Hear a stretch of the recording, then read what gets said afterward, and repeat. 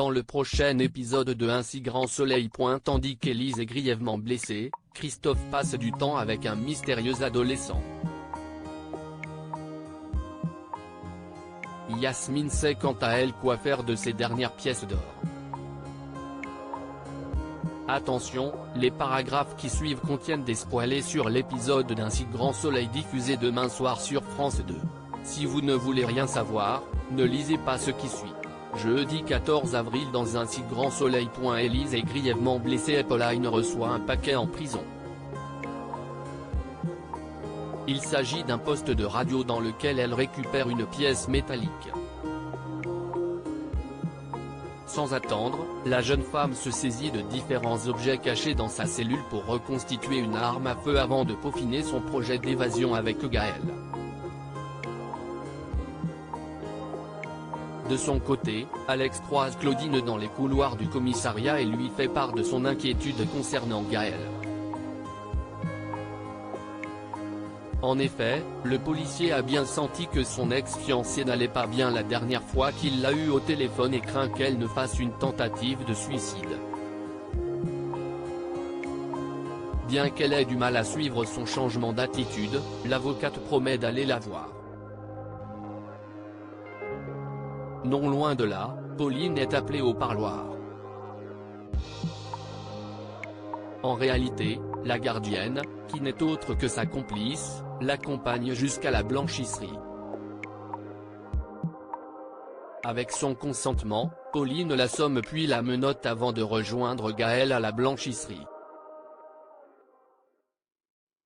Les deux femmes se cachent alors dans les paniers à linge. Quelques heures plus tard, celles-ci sont transportées dans un camion. Toutefois, avant que le véhicule ne quitte l'enceinte, il est fouillé scrupuleusement par des surveillants. En inspectant les lieux, l'un d'eux tombe sur Pauline qui le menace avec son arme. Une fois qu'elle l'a désarmé, Pauline est en train de lui ordonner de mettre les mains sur sa tête quand son collègue débarque. Sans hésitation, elle lui tire alors dessus. Avant de s'écrouler, le policier a cependant le temps de tirer et de la blesser à la jambe. Immobilisée, Pauline charge donc Gaël de s'occuper du chauffeur.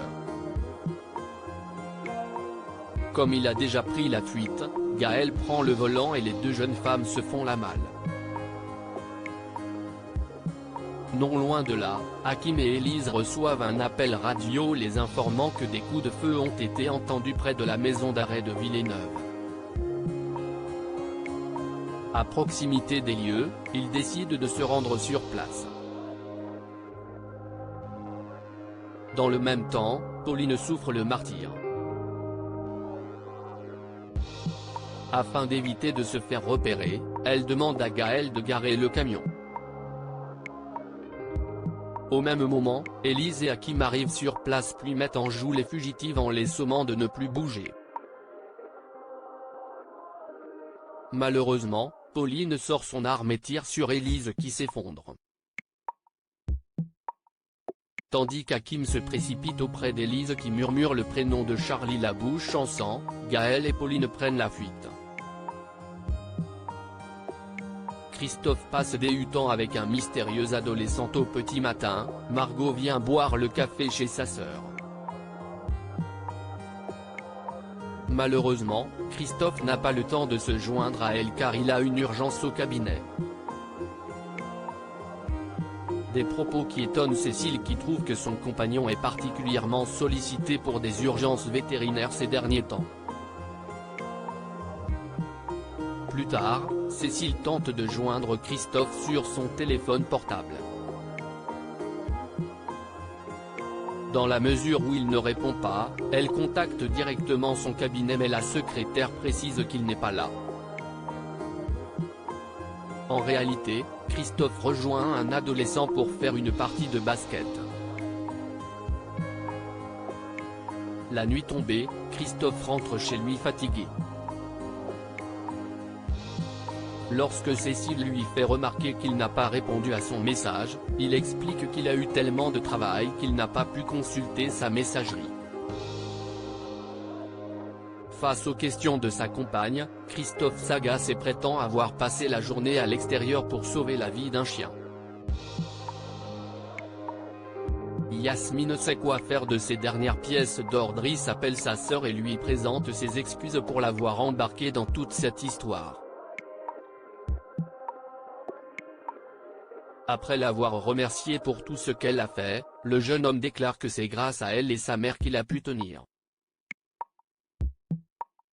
À partir de maintenant, il n'a plus envie de les décevoir. Pour sa part, Anissa promet de ne plus jamais le lâcher puis jure qu'il peut désormais compter sur elle. Très émus, frères et sœurs se disent combien ils s'aiment avant de raccrocher. Le soir venu, Yasmine profite d'une soirée en tête-à-tête avec Gérald pour lui dire qu'il lui reste quelques pièces d'or. Elle a l'intention de les vendre et de reverser l'argent à une association de réinsertion pour anciens détenus. Bien qu'il aurait préféré qu'elle les garde pour se faire plaisir, Gérald juge que c'est une excellente idée.